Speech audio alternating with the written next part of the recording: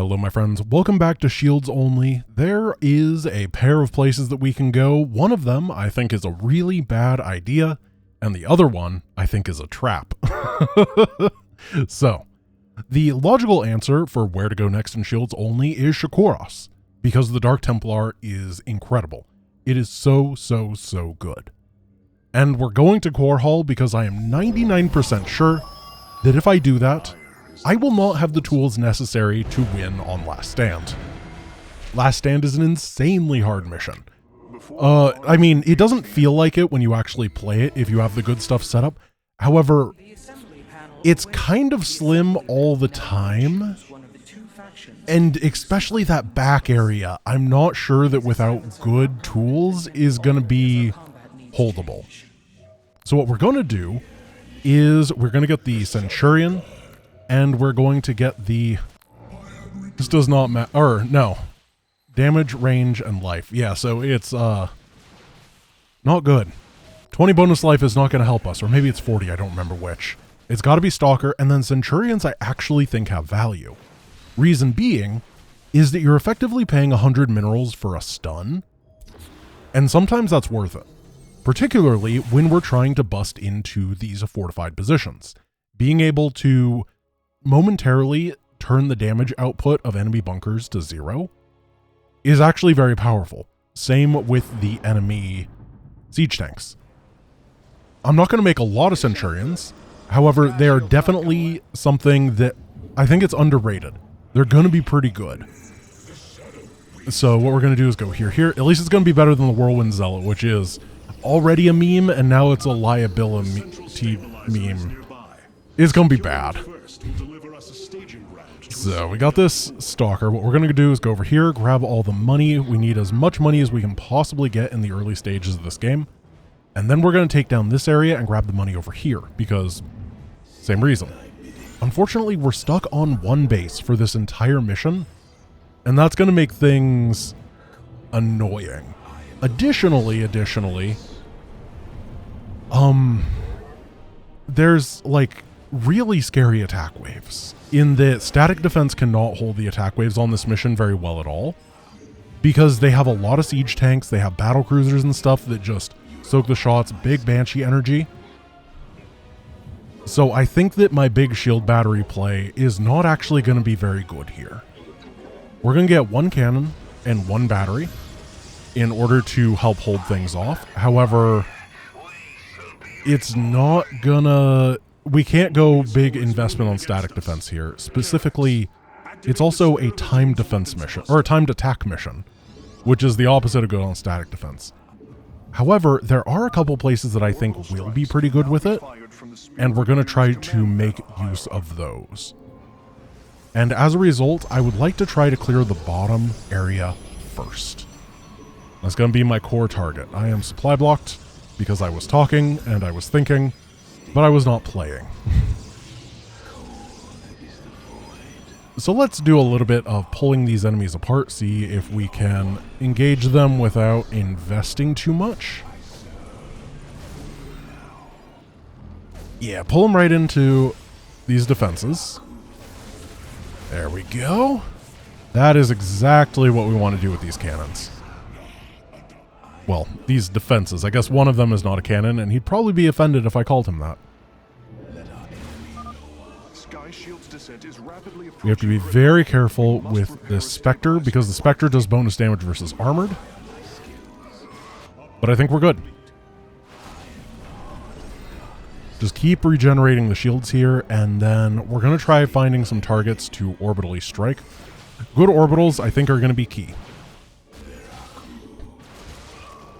Alrighty. So most of this is dealt with. We can get 2 more of these. So I was talking about how Shakuros was a trap, but I also think that Core Hall is very good once we have the unlocks from it. Because one of the more iconically good combinations in StarCraft history is the Immortal and the Sentry. Not for the shield and shield regeneration combo, but you know what? That's, as long as it's a combo, it's fine with me. It's iconic, it works, and I'm going to be able to get a lot of value out of it.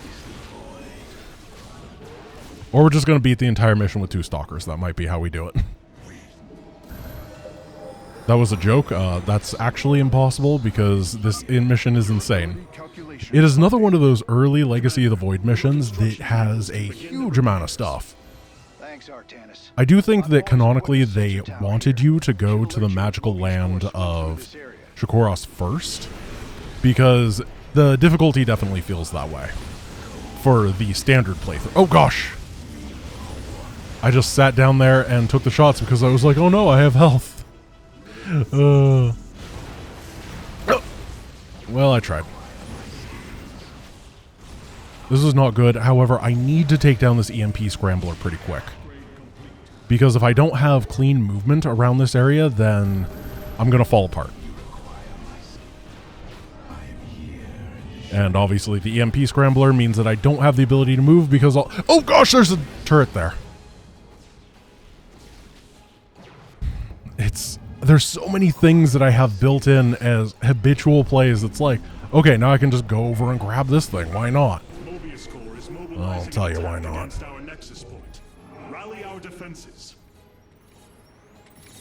Oh, the little wiggly thing they do here is so hard to shoot.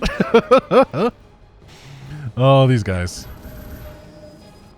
So you may notice that I went on to gas a little bit early on this mission.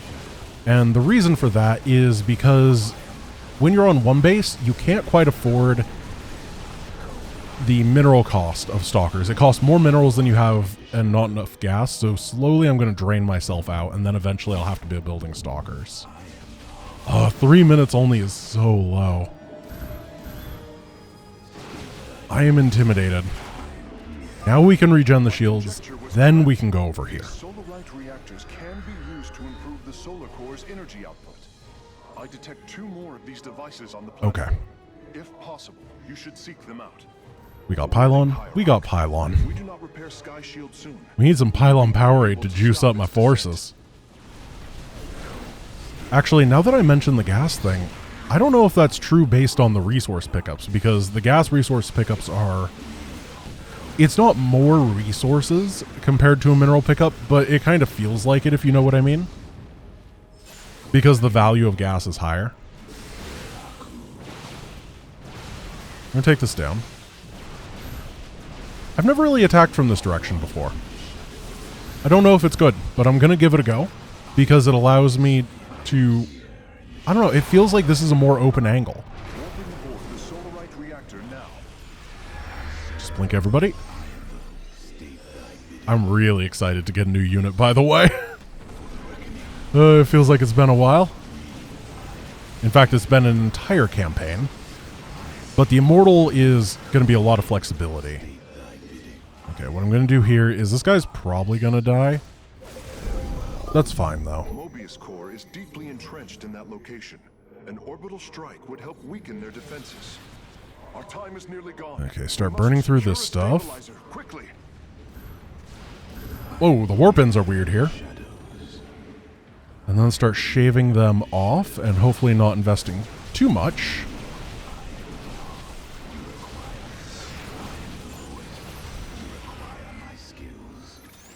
Careful.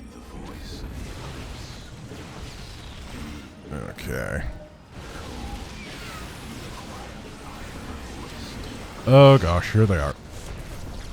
Send these guys, try to get the shield batteries to help out. We have 18 seconds.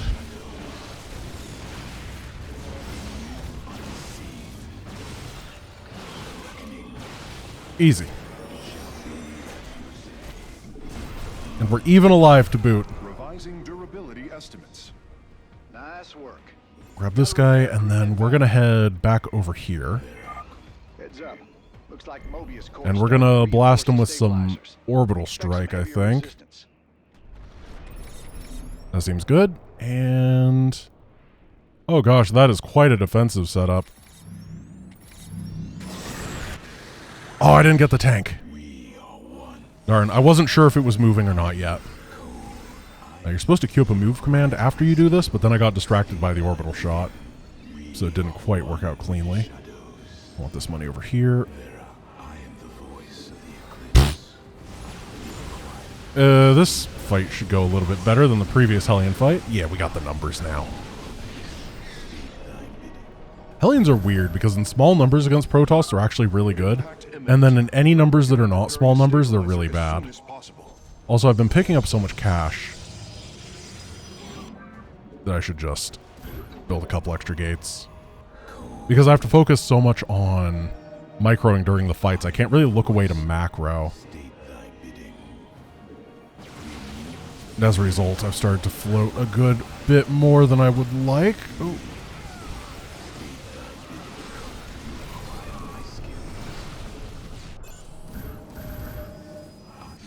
We have 2 minutes. So I want to make sure that I have an orbital strike ready once again. Orbital strike ready once again when I finish this off so I can start harassing the next area. Oh, the Banshees I don't want to deal with. Are they going that way? That was okay. Banshees are going to be weak.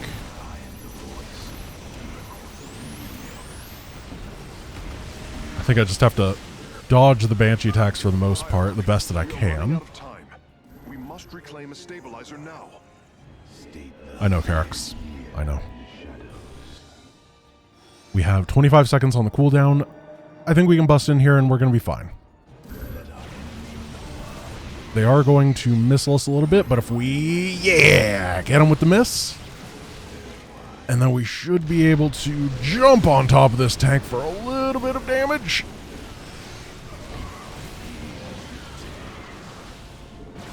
And then I'm going to use all of my orbital strikes on this area, the next area to breach. Because it's pretty tricky. Gotcha. Repairs underway. Give me that scan, Jim. Man, Boom, you're sure boom, pissing boom, Mobius core boom, off. boom. A lot of troops That'll burn down these there. down, right? Oh, no, it won't. Make It's sure you 3 got shots to enough start them forces to burning. engage.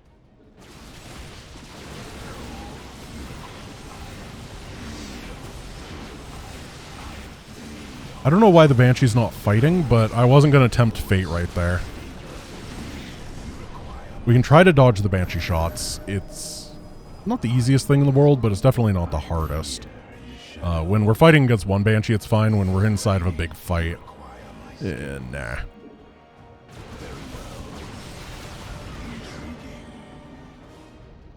So the final area is going to have, I think it has a battle cruiser, right? And I think that I don't care. Because battle cruisers are bad, man. Oh. They're just not very strong when the enemy has them. I've never been impressed because they're more of like a stack 30 of them type unit and then they're scary. We're also just doing great on time. For a brutal sky shield, I'm pretty happy with the way this is going. I think that the beginning of every single run here is like the, oh, you have to get reused to the fact that you have no HP, so you lose a couple things randomly. And then it's kind of okay for a bit until the enemies start getting a bit scarier near the end of the mission. But the middle stages of these missions generally haven't been horrible. And I'm hoping we can do some really cool things. A unit that I'm really looking forward to is the Havoc. I don't have vision here. And okay, we're going to go back to defend this. The tanks are here. Are we going to get vision, Jim?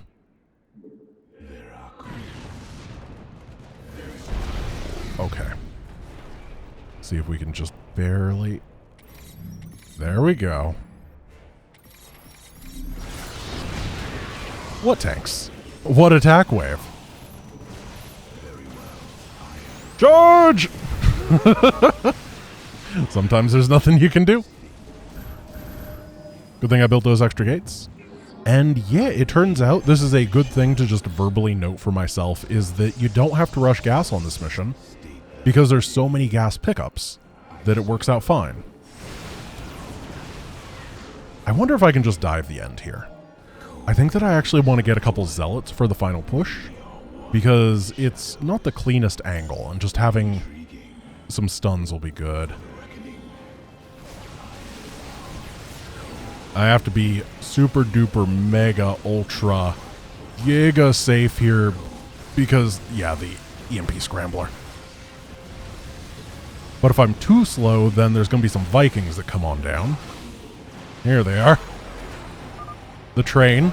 But if you just get over here, then they just kind of awkwardly are like, where can I... Oh, excuse... No, okay.